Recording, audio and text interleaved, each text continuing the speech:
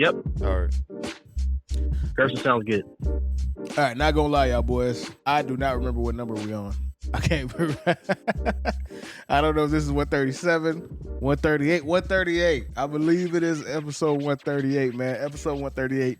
And we gonna get right into it. We kind of pressed for time, so let's tackle this, bro. We are on the heels of the post-election, post-2024 election America. It is a new America, or might be an old America, depending on how you want to fucking view it. But before we get into that, man, we got Gerson in the building. We got Dom in the building. Of course, I'm in the building. There's a lot to unpack. There's a lot to talk about. I don't even know where to start. We got the shit with Young Thug. We got all kinds of shit. Like, this has been a crazy fucking week. It's been a whirlwind. It's been really quick. I feel like Tuesday was just yesterday, bro. And we're fucking 6 days from Tuesday at this point, or 5 days, or whatever it is, bro.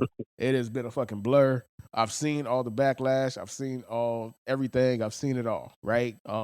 Luckily, a lot of the rhetoric has died down at this point. People are either accepted it or people are just, hey, fuck it. But people have gotten over the initial whatever visceral feelings they had, either with support or against Donald Trump being the president of the United States again, man. So, yeah, where do we start, man? How y'all want to tackle this? How y'all want to tackle this one, man? Yeah, I guess for the sake of starting on a lighter note, maybe go Thug first. No, if you want to start a lighter note, let's go to a real lighter note, man. Let's catch up, man. How's everybody doing, man? Gerson, how you doing? Well, the other day I got into a car accident. Nice. That's not a lighter note, but all right, okay. bro. Nah, but it's so funny because I got hit at a stop sign, bro. Like, I was gonna make a right-hand turn. Somebody was turning left, and they drove right into my car, bro. Like, it was amazing how that happened. So how did the process go? Did they stay or did they take off? Nah, they didn't take off.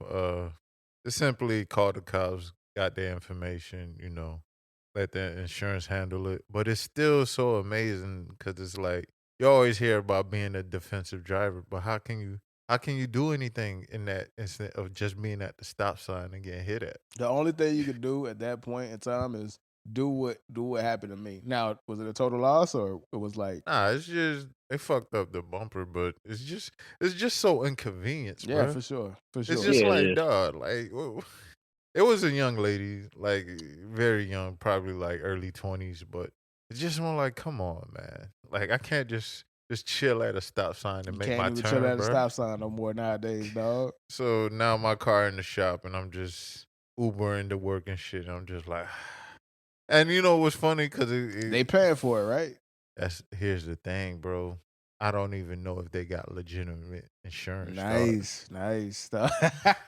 Because they gave the police officer their insurance card. When we called them to, tell them, hey man, we trying the insurance company they gave us, they're like, hey bro, we don't do auto, we do home and oh yeah, they got that bottom. They got that. I need something just so I don't get my license taken away from me. Yeah, that bottom tier shit. Nice. So it's just like, all right, bro. But luckily, Geico just told us pay our $500 deductible and we'll be all right. But it's still annoying, dog. It's just like, come on, man. I just wanted to make a right hand turn, dog. That's all. That's all I wanted, bro. You know what I'm saying? But yeah. and it reminded me of being young and doing stupid things, and I got in a car accident. It's kind of familiar because like I backed up. There was doing on my window. For some odd reason, I didn't, wipe it off. I didn't do anything. I just did a turn and I turned into a car. So I did stupid things at a young person. That sometimes calmed me down when I see young people do stupid shit. I was like, yeah, I was a stupid young person. So, but it's still just like, and I was just like, that's how the lady must have felt when I hit her shit. You know what I'm saying? But yeah, man, like, life full That's circle. dope, yeah. Like, go full circle, bro. How about y'all? Well, it was a hell of an inconvenience. Like the most inconvenient part when I got into my situation, when I got into the accident when the person rear-ended me, the fact that my shit was a total loss. So I had to go through the whole process of getting a new car. And But I the never money want to make get it worth it, though. I mean, yeah, but I never want to get it go. I never want, bruh. Used car lots as the shiesty if they've ever been, bro. I'd never want to go through that process again, bro. Like, Like I hope to drive my car till the wheels fall off, bro, before I need another car, dog. These motherfuckers are grimy, they're slimy, and the state of Florida is by far the worst state to have to purchase a car, bro. It's by far the worst state. It's the most lawless when it comes to buying a car.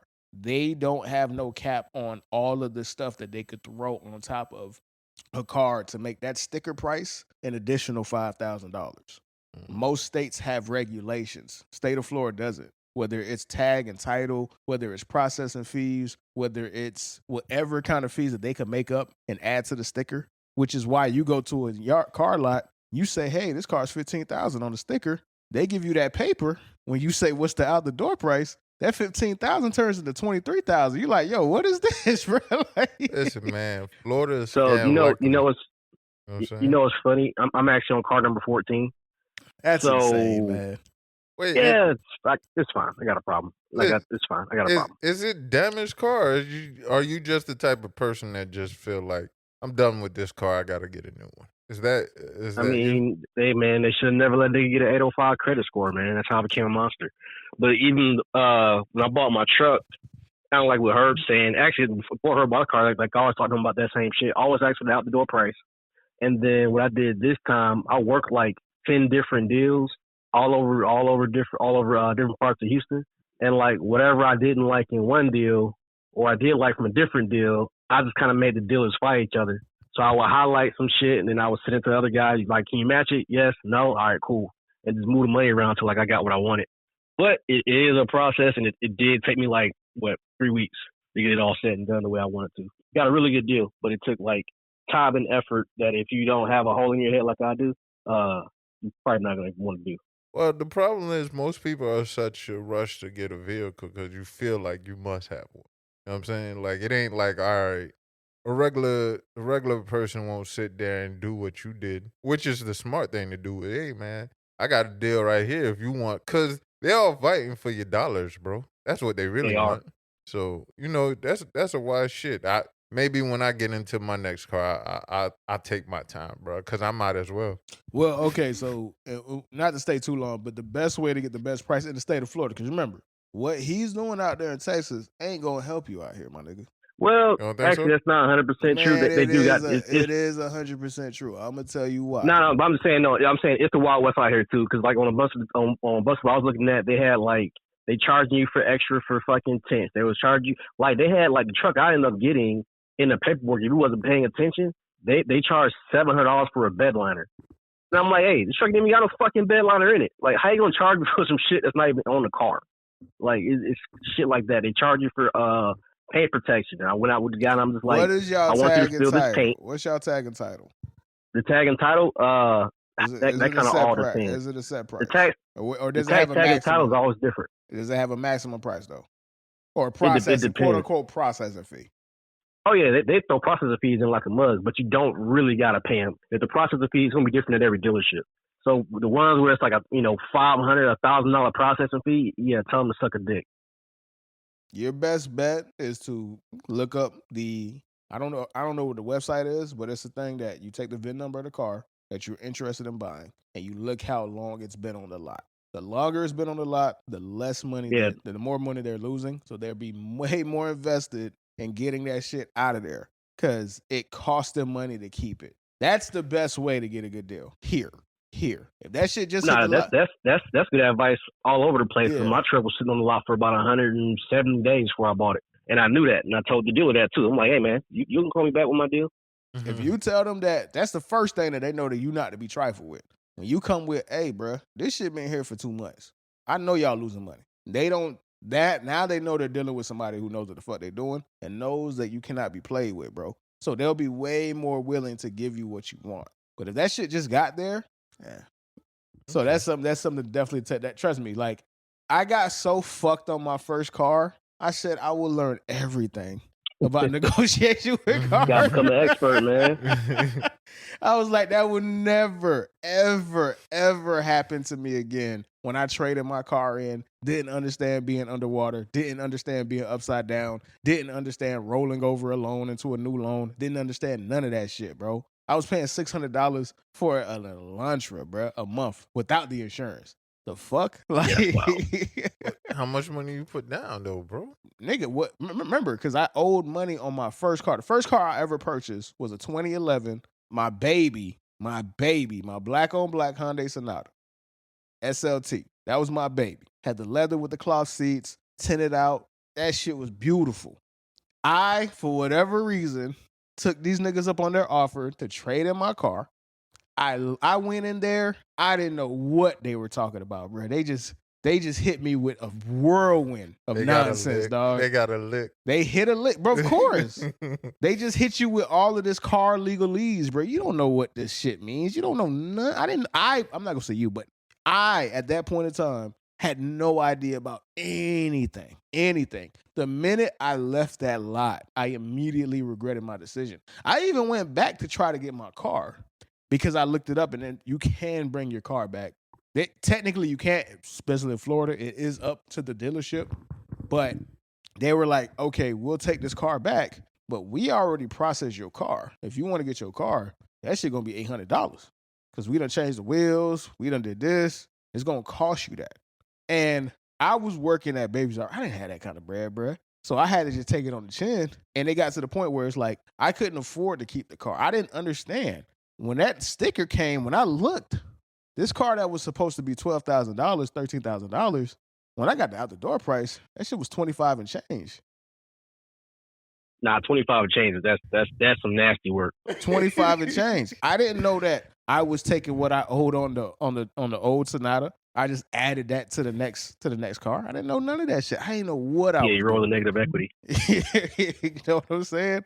So I vowed to never ever take a loss like that again, bro. It's my mission. Bruh, before I got my car, I gave all these niggas in Broward County hell, bro. I was a savage. I was a monster, nigga. I wasn't playing with none of these car dealerships, dog. Not a single one. Miami, Boca, whoever. If you wasted my time, I'm out of there. I'm letting you know I'm out the gate. I'm not with the bullshit. I'm with the fuck shit. I'm here to waste your time. We can spend 2 hours. If you're not willing to give me what I want, I have no issue walking out of this motherfucker, dog. I got a good deal. Even with my car now, they tried to get me to pay $22,000. I said, fuck y'all. I was finna walk out. That car was $10,000. After they put all of the other bullshit, that shit got to $21,000. I said, y'all could kiss my ass. We left with me paying $12,000, and at the duration, it's gonna be $15,000. That's wild that they would do something like that. Something that's 12, add an extra 10 to. Bro, I'm telling you, all these fees, bro. That's why Dom, like he said, the first thing you gotta ask these motherfuckers is, what is the out of the door price? Nothing else matters, bro. Like, what is the out of the door price? And see, man, heard my Padawan right now, man, because like I be telling niggas this shit all the time, and like they kind of listen, they kind of don't. But I always tell people, I'm like, what's the price of the car you're trying to buy? Worry about that. Don't worry about nothing else, because it's really a triangle. They want to sell you their car. They want to fuck you on your trade, and then they want to finance through the actual dealer. So they know that once you kind of start, if you try to do all three of those things at the same time, it starts to get muddled and confusing and start moving dollars around. So you always ask for it's off the rip. Hey, what's the out the door cost in this paper? They're going to give you an out the door write up. It's going to tell you everything that's inside of it. Don't worry about how much it is to pay a month, because that's simple math. Know what your credit score is before you walk in there. Actually go there with your own fucking money. So what I usually do is I get approved beforehand for whatever amount of money, right? So last time I got pre-approved for like $85,000 for a car. I'm not going to spend that. That's what I got pre-approved for. But I know that's in my pocket. I know exactly what my rate's going to be for 4.25%. So I know that. I'm not telling them that. All I want to do with you is the car. So once they give me the bottom line price on the car, decide if I like it or if I don't, I'm going to compare it to 9 other dealerships or however many I'm working with. Whoever got the best price, then I'll go do my trade. Then once I have all the other dealerships value my trade, whoever gave me the best money, if you was fucking around with the trade or you don't give me what I want, I'll just have a match with a different dealer. And then either you deal with me or you don't. Then when I'm ready to actually buy the car, like I did this time, hey man, looked it over, get your finance guy, and then we could do it. I was in and out probably like an hour and a half, and I was done. Yeah, and that brings up the actual most important part of the whole conversation. It's one thing to be savvy, it's one thing to be educated. It's another thing to have good credit, because think about this. You said 4.25, right? You 4.25 on a $40,000 car, you're spending less money than somebody. Your car note is probably gonna be lower than somebody who is at 21% on a $15,000 car, bro. Like, you feel me? Like, people be so concerned with what they're paying monthly. That's irrelevant. If you can't avoid it, it is what it is. Take it. You got to take it on the chin. But if you understand that for the first 2 years, minimum for the first 2 years, if you're in the 15s, if you double digits, right? Because me, I think I got my shit at 12, and I'm going to refinance to get my shit under double digits. But if you're in the double digits, if you're over anything over, really 10 is bad. But you in the 15s, you in the 20s, the first 2.5 years, you're paying interest. You're not even paying nothing on the car. Like, even with my car, they told me to my face at the dealership to get the deal that I got, I couldn't pay the car off because I had the money in cash. I told them straight up, I'm like, I can buy this right now. They would not let me buy the car cash. Because of your credit? No, because they couldn't make money on the deal. Oh. They literally refused me to buy the car in cash. I could have gave them $15,000 in cash. They refused. Then they told me I have to keep the car. I have to make payments for a minimum 3 months. I called who I got the loan through and then pay it off. I called who I got the loan through. They said, you can pay this shit off right now. Yeah. So they will lie to you about that too. Because they're not going to make money on the deal if you pay it off right then and there. But I thought the whole thing was to, if they don't own the car, if they own the car, they'll buy it cash because they own the car. If they got the car financed, they're looking to get a kickback on it. I got you. So that's why. That's one of the cars. So, like, I went to a redro over there on hiatus. It's the Dodge Chrysler, whatever, right? Yeah. Just off a commercial. Yeah. Oh, yeah, there's some cars over there, too. Oh, 100%. Oh, 100%. That's where I got my car from.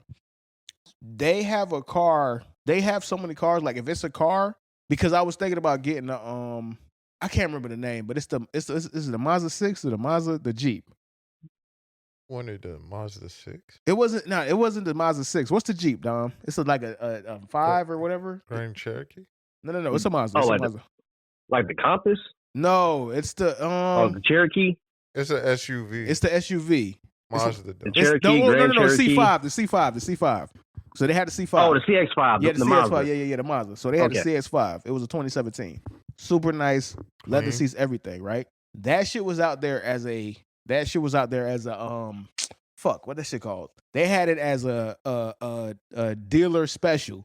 That I looked that shit up, bro. That shit been there for 200 days, nigga. Nobody want the shit, bro. And it was perfectly fine. It was perfectly fine. I could have bought that car cash because they owned the car at that point. They wanted to get rid of it.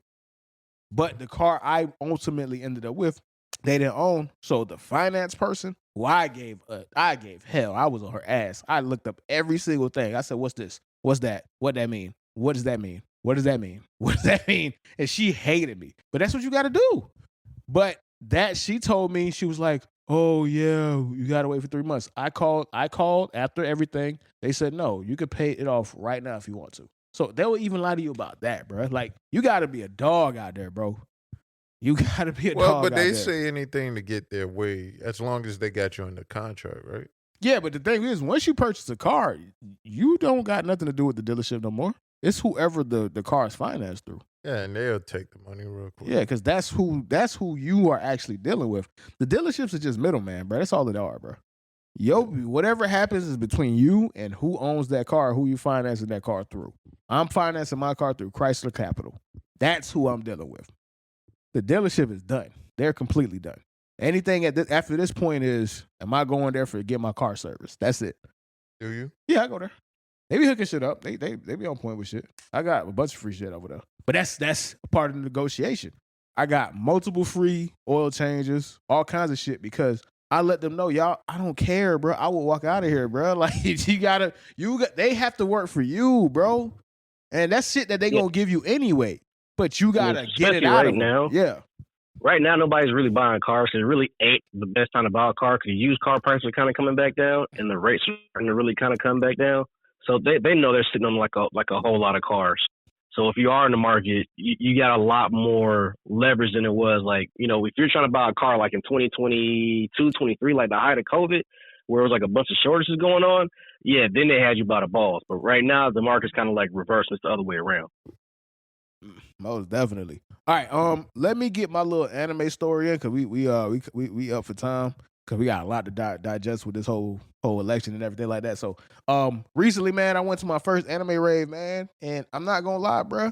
I had a hell of a time, bro. Like, I didn't do shit. I'm too old to be all in it. I wasn't in the crowd or none of that, bro. I was upstairs. I was people watching, bro. But it was really lit because it just I know that there's a big segment of anime fans in the Broward area. I was just surprised that it was that much people. When I pulled up, I didn't think anybody was gonna be there. But when we got to the section, when we got to the bar, we got to the place, we had to wait in line to get inside with tickets, bro. And I was like, damn, bro, it's a beautiful sight, man. Like, we have truly come almost full circle with this shit, dog. Like, well, nerds is outside now, man. Nah, for sure, dog. It's almost acceptable to be an anime nerd. You know what I'm saying? Back in the day when we was growing up, it was way more illegal because it was hard. From what I don't know, but from what I heard, anytime you wanted to find a manga or you looking for a show, you had to do illegal shit. Oh yeah, you had to rob people. You had to do it legally. You know what I'm saying? So, it's just wonderful. I was thinking about going to that event, but chilling at home was the best thing to do since I was on vacation. But it's funny. I had a somewhat similar conversation at work because I work at an elementary school now, so I work with like a whole bunch of women.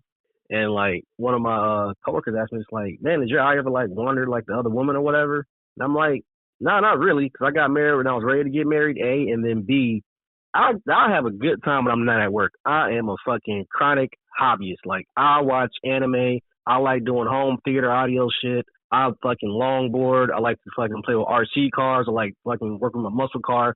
Like, I'll fill up my time. Like, y'all niggas out here cheating, and I'm trying to get a remote control fucking dune buggy. Such is life. With all the activities you do, bro, like, do your wife hop into them with you? It depends. So, like, the only thing we kind of really do together, hobby wise, we cook together. So last night, I did some smoked wings. So she helped me out with that, and then we actually play pickleball together. So now that it's not like hot as shit outside, we'll go back to playing pickleball. So yeah, little shit like that we do together. But for the most part, like, I have my shit that I do, and then she has shit that she likes to do. She likes doing theater stuff and arts and crafts stuff, which I'll help out with every now and again. But for the most part, we've been married and together for going on 11 years now.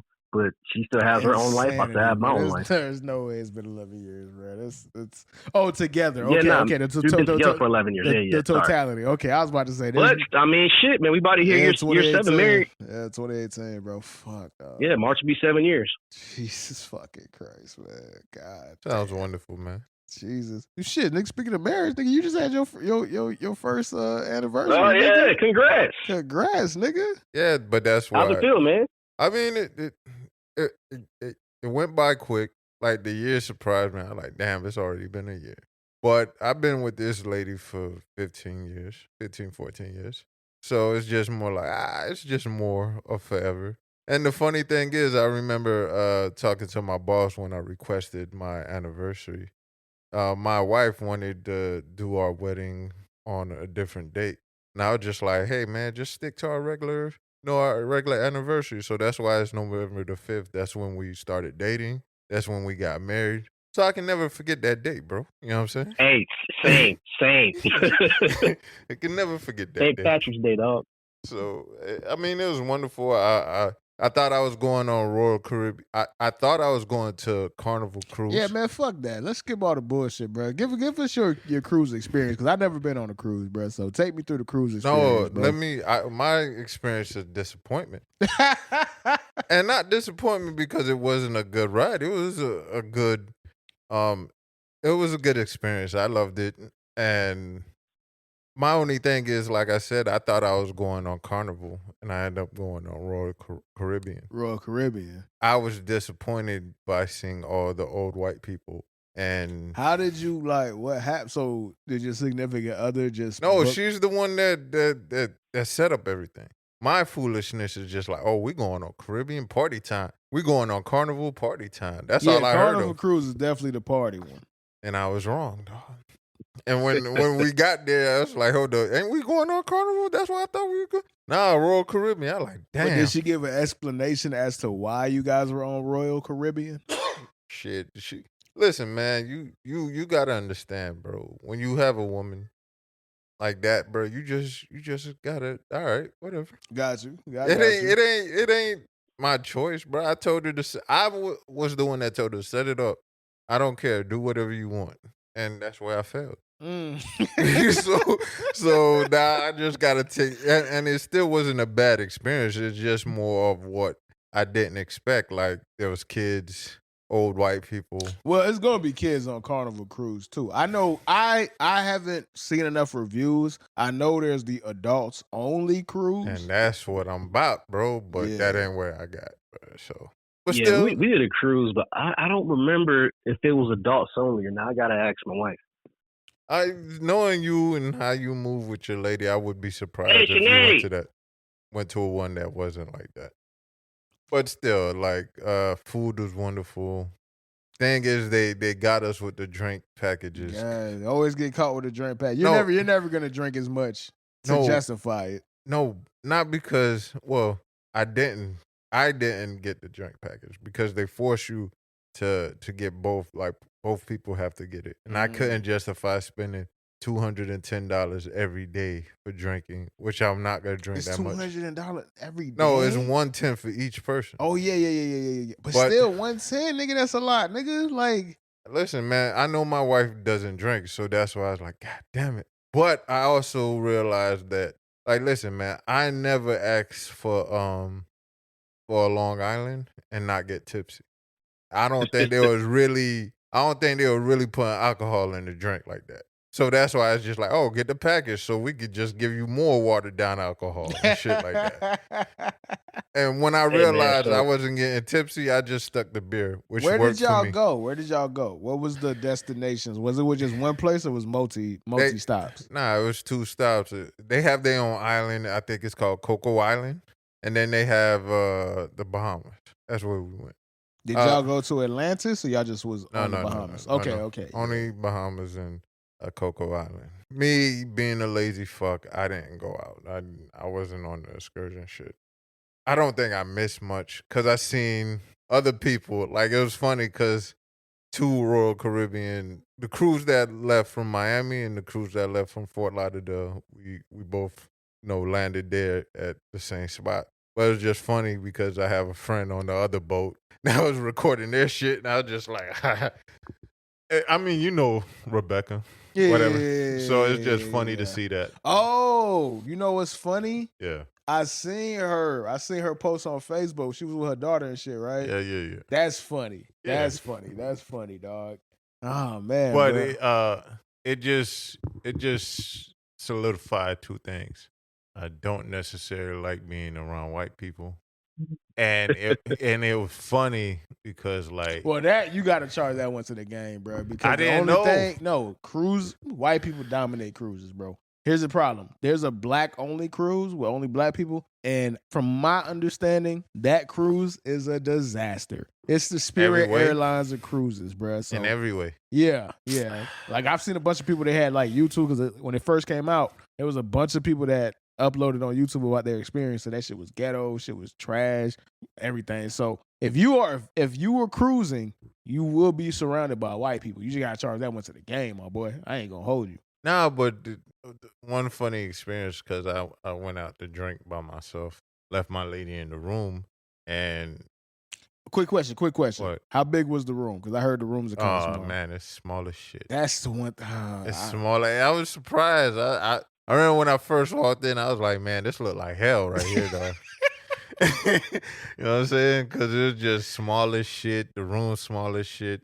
Bathrooms, whew, that's crazy, bro. Like, you know what I'm saying? Like in the bathroom, you gotta open the stall to bend down. It was just really tight because we couldn't afford the big ass shit. Yeah. You know what I'm saying? But still, great experience. Honestly, want to do it again, honestly. But I got to do the ratchet shit, man, because I can't look at old people. I'm not with the old people shit, man. I don't. Well, when me and Sinead went, it was actually a child-free cruise. And yeah, I'm just gonna keep it 100%. We smoke in a lot of liquor. I'm not sure if it still works like that, but we pretty much got like these they're like alcohol bladders that you buy on like line, and you like use a funnel and you fill it up, and then you pack it in between your clothes. So we had like 7 or 8 like bottles worth of liquor, all from like little bladders, and they didn't take that shit, so we was getting lit the whole time. Like Well, the someone entire told time. me that you could bring in your own alcohol, but like they said you couldn't bring too much. But maybe you Yeah, got away with I it. believe they be charging though. You gotta smoke with That's dope, man. Nigga, that's definitely what I'm finna do, man. But it. with that said, bro, it is time. We're 30 minutes of the pod. It is time to us first to just have that conversation, bro. So, Dom, I'm gonna drop it. I'm gonna just drop it in your lap, bro. Just go ahead, bro. Like that's what we here for. Ultimately, like it's cool to get away from the conversation. It's cool to just try to have a debrief and a decompress from everything that's going around. But ultimately, we do have to talk about this shit, man. So, Dom, you are our political expert. You're the person that we lean on when we come to politics and policies and what's really going on in the world like that. It's a pleasure and it's an honor to have you on, especially at a time like this. So I'm gonna just ask you out the gate. You feel me? Let's change the tone. Let's change the subject matter. Let's change the whole vibe of the conversation. What was your immediate reaction going back to Tuesday night after the election? Well, I wasn't shocked. I mean, this is what America is now. The landslide, I knew it was going to be like a victory, but I didn't see it being like a landslide to this. I mean, 12 million votes like that. It's a hell of a landslide. Okay, so roughly, not to cut you off, but and maybe I'm coming from a different point of perspective because I paid attention to the early polls and early voting results. So I was expecting a landslide after I saw the early polling. Were you following the early polling or no? Yeah, I followed it, but like I said, I always take polling with a grain of salt because even when a lot of shit, I mean, y'all was supposed to get weed. How the Floridians royally fucked that up, I really don't know. I'll come back to that because I have a lot to say on that, and again, we are pressed for time, so we might have to just come back next week to really get into everything. But yeah, we'll come back to that. Let's keep it in as far as the landslide for now. But long story short, in my brain, I was like, all right, mentally, I think everybody was kind of prepared for this because at the end of the day, how many people are going to vote for a woman, one, and then how many people are going to vote for a woman of color, two? And the answer is not a whole lot of people. So even if you look at, I had a feeling it was going to come down to this. I'm like, it's going to come down to white women. And white women never fail to like disappoint when it comes to getting into that voting booth. And they're going to vote for a white man, no matter what. Like, does not matter about abortion laws or whatever. They finna vote for a white man. And they did, like, in an overwhelming way. And now you got Republicans already with this new tagline, your body, my choice, which is fucking terrible. But these are some of the people that Trump is not going to put inside of his cabinet. So now that we already know he's won, he's going to be president, there are going to be a few stark differences between Trump being in office now and when he came in 2016. The one biggest thing is now the Republican Party is the party of Trump. It took some time. In 2016, you still had you had your McCains, and you had your old guard Republicans who were essentially going to always, your Mitt Romney's always going to fight back or kind of give him at least some type of trouble, trying to keep some decorum, with the government. Now it's been so many years and it's been, so much of this type of politics.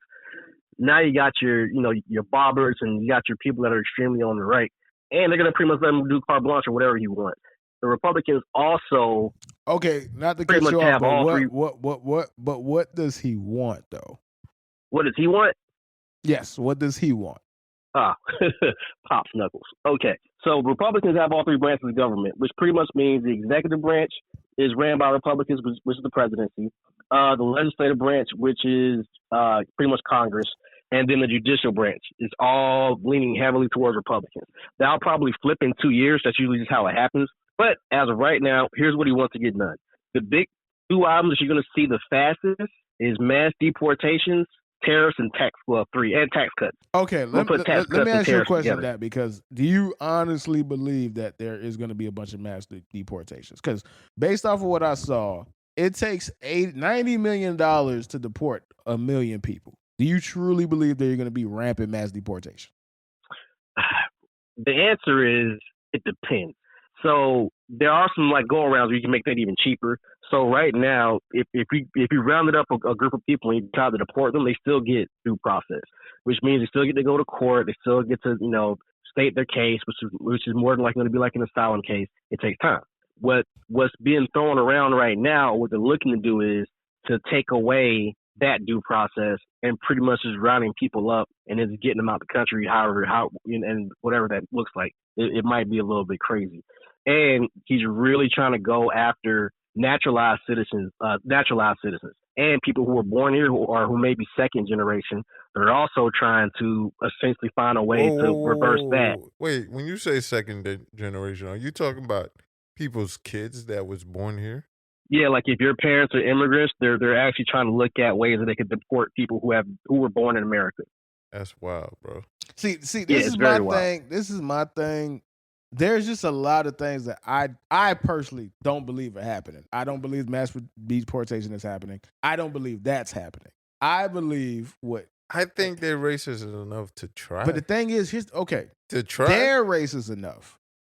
I don't believe he is. I think he just says what he needs to say to get the votes in. Because a lot of the same thing we saw in 2016. There's a lot of things that he said that he didn't do. Other than trying to build a wall, a lot of shit that actually he didn't do.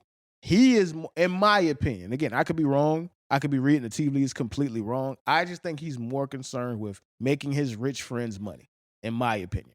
And that's why not do both? Why not do both? So the thing about these types of policies, shoot for the moon, land on the stars. So is he going to get everything that he wants? Probably not. Is he going to get really close? Possibly. Like I said, a lot of it's also going to come down to who he gets to put in the positions of power. Like, and it's already kind of crazy, and he's not even president yet. So when he called Vladimir Zelensky, which is the president of Ukraine, who's currently in a war with Russia, it was a three-way call with Elon Musk. Who the fuck is Elon Musk to the American government? But apparently he wants to give him a position to to pretty much save money in government, and he wants to be able to kind of tag him in with these types of calls when he's talking to world leaders. But if you don't know, Elon Musk essentially just bought political power and has done nothing from it. He's not even. I mean, he's from South Africa. That's a whole nother issue in and of itself. I mean, but yeah, that comes with the territory. If I give somebody $42 million a month, I'm going to be expected these things. I'm going to be promised these things. That's why I'm giving you $42 million a month.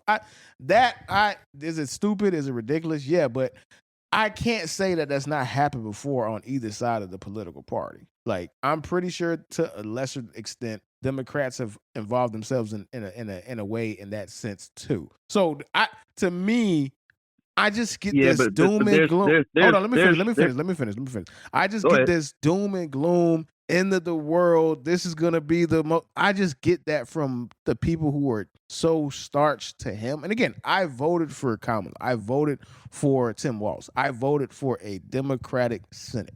I, in my opinion, just don't think a lot of this shit is gonna happen, or a lot of this shit is going to have. Aside from the tariffs, and I want you to really focus in and lean on the tariffs, but aside from the tariffs, I just think a lot of this shit is just nonsense, bro, from everybody. But again, I could be wrong. I'll be proven wrong. I have 4 years to be proven wrong. But so go ahead and finish what you're saying. Yeah, well, I think you got to be careful not to underestimate the power of having a 52 Senate majority and the executive branch all inside of his pocket. So really, the first 2 years is going to be a roller coaster. And then you have to look at the people that he's going to pretty much appoint in the positions of power. Whereas before, there was like a really strenuous process of having to pretty much vet people. That's what's going to be out the window with that 52 majority. So now you're going to have all types of right-wing people kind of running government agencies. Tariffs. Let's go ahead and get to that, because I think a lot of people don't really understand how tariffs work. His big tariff plan, which is the first thing he kind of wants to put into place, which is kind of ironic because there's a really good chance that if you look back at the tariffs that he implemented during his presidency, a lot of the inflation problems that we have now are partially in result of that tariff plan. And he wants to go pretty much 10 times harder with it. So you have different types of tariffs, and the way they tell people tariffs work and how tariffs actually work aren't one and the same. So Trump is pretty much selling a narrative essentially that, hey, we're going to add tariffs to all these imports. We're going to punish these other companies, so on and so forth, and then they're going to pay for it. But that's that's not how tariffs work. And essentially, that's not how what's called a protective tariff works. So a protective tariff is like just like it sounds. It's supposed to protect American businesses. So if you want American companies to sell more washing machines, the American-made washing machines won't have a tariff on it, but all the washing machines coming from China, coming over from Japan, coming from anywhere else on the planet will have a tariff or an additional price tag that you won't see. That way, it'll make the American brand more appealing to you because the Japanese brand, the Korean brand, the Chinese brand, or wherever it may be made is now more expensive than the American version of it. The glaring issue with adding protective tariffs is it sounds like we're being like really, really tough on these other countries. But in reality, we pay the tariff. They just pass the cost along to the country. A tariff is a tax that you can't see.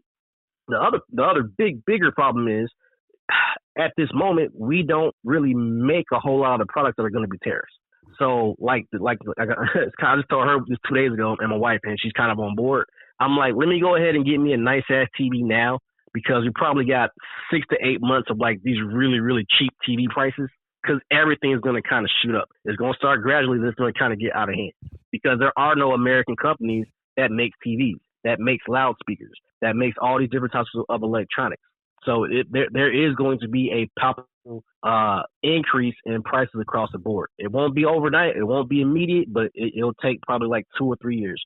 So that second or third year of Trump's presidency, you'll really start to see price increases almost on anything that says made in China, made in Mexico, made in Taiwan, made wherever. Because then we kind of go back to that concept of like a trade war. A trade war is just going to make everything expensive because we don't manufacture enough goods for it to not be expensive. And to me, that is where everything starts and ends, because there's a lot of people who have no understanding of tariffs. When I saw that, that's the thing that he's talked about. And to me, God damn them, the boys is getting it. But I'm sorry, bro. I got the Commanders and Steelers game on, bro. This shit looks like it's going to be a good game. Sorry, guys. Sorry, anybody who's listening to the pod. But to me, that is the part that is going to be what is ultimately going to sack him. But again, he knows this is his last chance. He's done 8 years. He's going to do 8 years. He will never be president again. He doesn't give a fuck. Didn't they say he's trying to extend the terms that? I don't think that's going to happen. Again, what he does and doesn't do, what he does and what he gets accomplished, it ultimately doesn't matter to have a negative or pessimistic point of view at this point, because he's the president regardless. So I am in a point of I have to wait and see if it happens in regards to certain stuff like that. But I don't want to get lost in the sauce when it comes to the tariffs, because that's ultimately what I know he's going to do, what I know he's passionate about, and what I know is going to ultimately affect us. He is coming at it from a point of playing that he knows I have carte blanche. I don't ever have to try to be the president again. The only thing that I have to lose is my political favor in making sure who I deem necessary, who I deem worthy, because there are two parties now. I never thought I would see the day where there's only two parties. And again, we've only lived in a two-party America for as long as I've been born. But there are two parties now, for real. There is Democrats, and then there's Trump. He will have influence to the day he dies, bro. Like, him not even being president. You don't get voted the Democratic primary, the Democratic person, unless he knights you, unless he deems you worthy as a successor or somebody that he is cool with. So you think that's how it's gonna go? He has full control over the Republican Party. Remember, this is the same Republican Party that has his own vice president on record saying this guy is Hitler. Because they all know, and this is where I think we're going to have a different conversation. And again, I don't want to leave the tariff part because ultimately that is the point. But as a setup to what we're going to transition over, this is how powerful he is with that base. Everybody hates him for the most part. A lot of Republicans can't stand him. They had to fall in line. Dom, you there or no? Yeah, I'm here. Okay, yeah, all right. They had to fall in line. J.D. Vance fell in line. What's the dude that used to be on Fox News that got fired from Fox News? Pick one. No. The biggest one. I can't remember his name, but he was the biggest person on Fox News. What's his fucking name, bro? Oh shit, what's his name? But he was the biggest anchor that Fox News had. The emails came out about how much he hated talking shit about Trump, all that kind of shit. You feel me? And he was part of the reason why Fox News got sued and lost that $1 billion lawsuit where they had to pay $1.7 billion out because of all of the bullshit that they were doing in the previous election. This is the same party that had to pay, or not the same party, but this is the same people that are aligning themselves with the party that had to pay $1.7 billion for misinformation. People don't even care. It's either Tucker Carlson. Tucker Carlson, thank you. Tucker Carlson had number 3 fucking podcast on Spotify. Tucker Carlson was Fox News' biggest. He had the highest views, had the highest ratings. They lost $1.7 billion primarily because of him. Because of all the shit that he was saying in the Trump stuff and the stuff that they were saying as far as them on TV being his best friend, sucking up to him behind his back and emails and all that stuff, saying how much they can't stand him, how much they hate him, how much they despise him, how much of an idiot he is, showing that they didn't even fucking like the guy. But everybody falls in line. That's why the Democrats lost, dog. I get it. There's a point, there's a section of them because it was a woman, a black woman. But the reality is the Democrats lost in large part because they lost the people. The party of the people lost the people, dog. Well, I'll say this too. I think the real biggest reason they lost, it almost wouldn't have mattered, dog. Like inflation is whoever's in power with this inflation, it wouldn't have fucking mattered.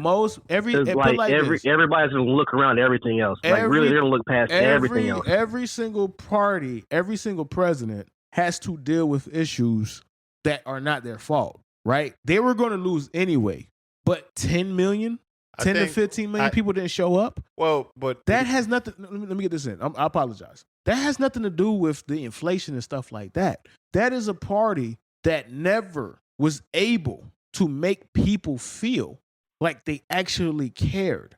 And the whole shit where Ukraine blew up the spot. Like, there is a notion with the Democratic Party that they don't actually care about people until they need people to care about them. Well, I'll rebuttal that and I'll say that's part of it. But even look at what Kirby was talking about. His ultimate argument was why he voted for Trump was because shit's expensive and he thought it was better in 2018. And a lot of people, when they go to the grocery stores and they're paying, you're paying $6 for a fucking loaf of bread. That's every day in your fucking face. It's every day in your fucking face. So it almost didn't even matter who was going to be president. Yeah, I really think it was going to be an insurmountable odds. This is my rebuttal to that. The Democratic Party, they just not calculated. They're just not. But like this, you're not going to tell me that the Democratic Party didn't understand the state of Joe Biden. They didn't know where he was and where he was likely headed. Like, you have somebody that you obviously want to take in his place. For the past 4 years, you kept her behind bars damn near, dog. Can anybody for the past 4 years before it was to the point where Joe Biden was absolutely not an option, can anybody say, damn, bro, where was Kamala Harris? That was the joke. Where is Kamala? Where's Kamala? The joke around Kamala Harris was the last time you saw her was the meme, we did it, Joe.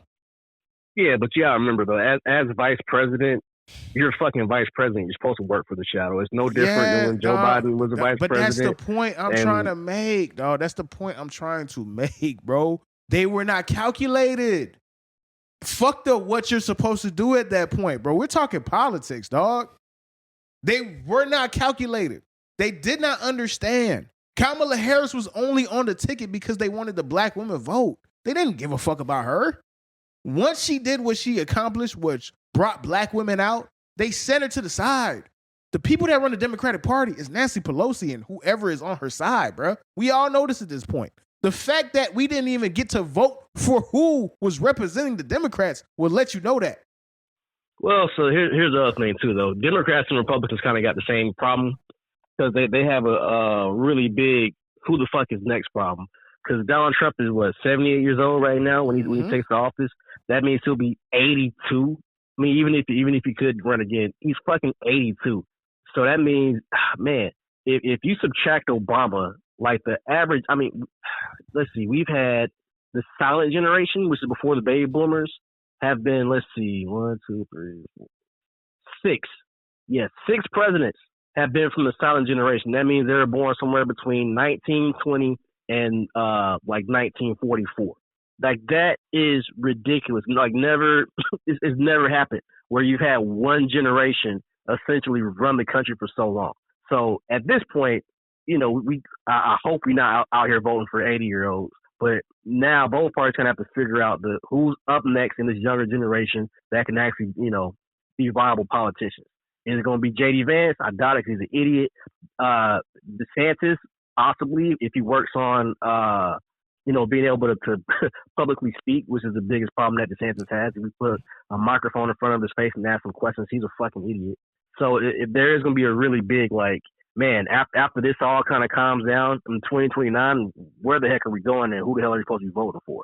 So the Democrats got lucky because Obama kind of came, legit out of nowhere. Like Obama came out of nowhere, really, really quickly. I don't think that'll happen twice. So both on the left side and on the right side, I have no idea, who's going to be next up in 2029. I don't either. Like, I know me and you, we spoke off the record, we spoke off the pod, we spoke about that point, which is, the Democratic Party got super lucky because they got lightning in a bottle with Barack Obama. And the Republican Party got the same lightning in a bottle with Donald Trump. But the difference is that one person absolutely changed the math and changed everything in regards to decorum, how you present yourself, how you're supposed to be received, because he was able to capitalize on something that has been brewing in this country for a long time, which is to say, you trying to cancel me? Nigga, fuck you.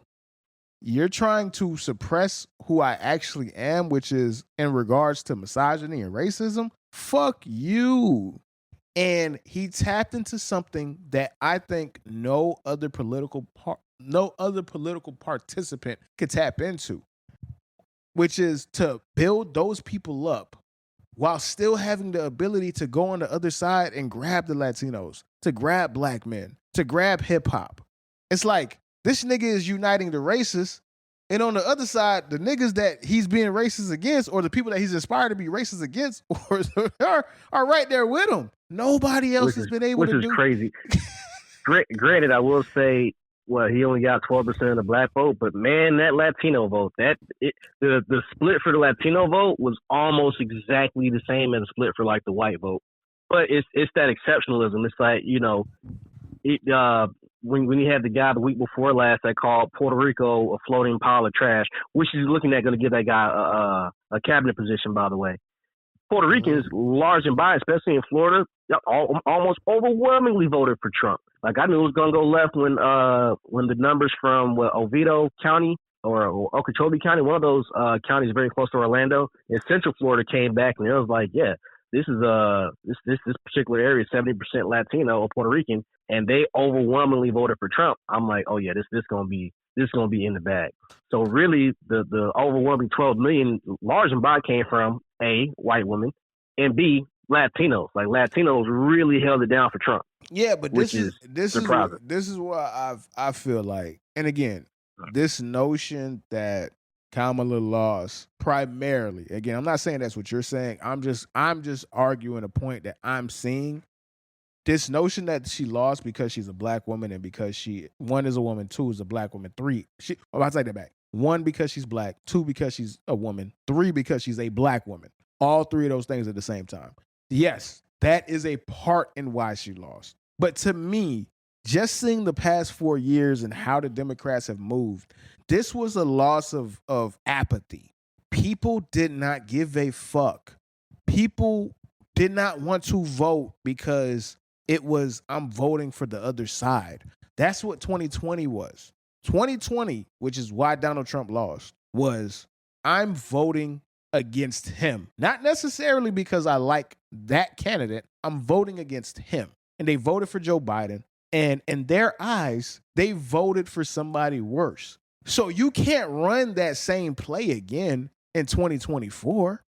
How can you? Which is why we had a record not turn up. Which is why we had 10 to 15 million people that didn't show up at all. Because you already used that. I'll add to your point a little bit too. And I think just overall, even the tone is just like, I think people are just fucking tired of politics. Because 2016 to 2020, that was a long fucking 4 years. 2020 to 2023 was another long period of time. And it just kind of feels like stalemate limbo. And I think most people really don't believe in the power of government at all. So just the apathy or apathetic attitude towards government really on both sides is kind of just like everybody seems fucking exhausted. Nah, that's super fair, and that's a lot of it to do. And again, I understand, and I don't want this to get lost. Kamala was dealt a horrible hand. I think under most circumstances, if Kamala actually was with the party that actually knew what the fuck they were doing and had a vision and had a plan and had true people there that could really, really predict and really strategize, she would have been so much stronger. She got dealt a hand that she had no business trying to be dealt. The only reason why she was there in the first place is because the guy that was voted was not mentally capable to do the job anymore, bro. And again, that's why I said they never really cared about Kamala Harris. Otherwise, they would have done so much to make sure in the background she was building ground roots for 4 years. For 4 years, I get it. Normally, are not seen. Mike Pence. Nobody remembers Mike Pence. Nobody fucking remember Mike Pence in 2016, from 2016 to 2020. I get that. But you have to have the foresight to say, hey, just in case, let's build this woman up for 4 years, at minimum 2 years. Y'all not going to tell me that y'all didn't see where Joe Biden was going. Or like what you normally do with everybody in that party is kick shit down the road, kick shit down the can until it is too late or it's the last minute. It's like, oh shit, fuck. That's what they did with Kamala. And she didn't have enough time to run a fucking party. Hang on, but on the other side of that too, though, if they were to do that, then you already know they're going to say, whoa, what's wrong with Joe Biden? You got Kamala Harris out here. She's always on the front street. So like that wasn't really much of a viable option. Who cares? He's already in office. Who cares? That's the point. Who cares? Because he's supposed to. Because at the time, from the first 2 years, they thought he was going to be running again. Hey, see, I have my question. I'm not as informed as you are, Dom, and I just wanted to ask. I have, like, a lot of people will sit there and they have this conversation. Does the fact that the American dollar was almost dropped by all those other countries, does that not come into people's head when they talk about this situation? Because I'm gonna be honest, I tried my best, man. I just couldn't vote for her, bro. I couldn't. She did not seem like she was gonna do anything different from Joe Biden. She didn't talk like it. She stood up for all the mistakes that they made. She made it seem like she would continue those mistakes. And my biggest fear was, like, if she gets in office, the American dollar would be dropped. And if the American dollar get dropped, everybody's fucked. And they're saying that because Trump's got to be in office, it's slowing down the process of. Well, they said that they're thinking about not dropping the dollar, but I don't know. But I just want to ask you, what do you think about that process, or how do you see it? You're talking about the value of the dollar dropping? Well, like all the other countries was talking about how they were They were talking about how they were going to drop the American dollars. And apparently Trump getting elected may have stopped that. Nah, there is nothing to that anyways. So I know a lot of people talk about like the Chinese yuan possibly taking over. But the problem is with other currencies that's not the American dollar, we, for the most part, have the most consistent, most stable currency on planet Earth. And it's not even close. Well, but that's by force, correct? You said what? Isn't that by force? Not by force, but by convenience. Well, A, it's convenient for us, and then B, just the way our money system works. Like, very difficult to pretty much copy American money. Even like, let's say like $100 bill. Like, you can't just print $100 bills, right? In other countries, like Chinese currency, for example, it's pretty easy to fucking copy. And for the most part, everybody knows that. That's why American currency is used all over the fucking world. Like, and like American currency is the official currency of several countries, even in Africa, because we do have dependable currency. So as far as getting rid of the dollar, that's highly unlikely. There are some interesting things going on in the market. Like the Japanese yen has like taking the absolute shit. It was already low, but like the yen is taking the absolute shit versus the dollar since Trump got elected. So if you want to go to Japan, like within like the next like year or two, your money will probably go like really fucking far. But as far as it being like the number one global currency, yeah, that's not going to change because there really isn't a good alternative. You can't really turn to the euro because of Brexit. So what they do in Britain and what they do in Britain/England versus what they do in Europe is like a whole totally different system. Yeah, it's just not feasible. Now, if you're talking about the value of the American dollar dropping, then that kind of goes back to my previous point. That's going to be somewhat driven by some of the policies, but then a lot of it's going to be driven by just the private market. So, and right now, there's just no telling what's going to happen. Now, for like businesses, yeah, that's going to be a lot stronger because for the most part, businesses are already like looking like they're going to get like those huge tax cuts that they want.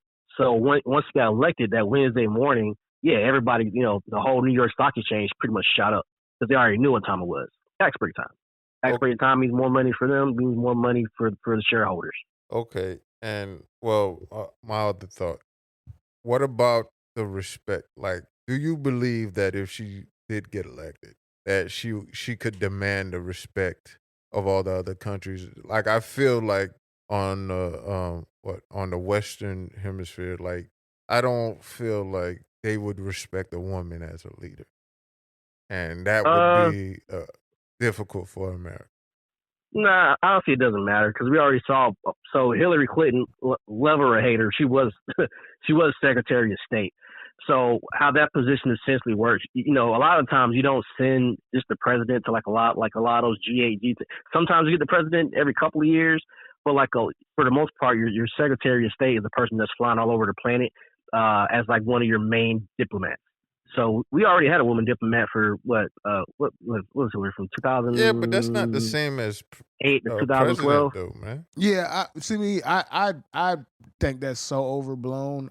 To me, I'm with Dom on this for the simple fact that one, it's not a woman, right? Like it's America, like, and everything that America has. So I don't give a fuck what kind of country you are, however, whatever, whatnot. There's too much influence that the American has, and again.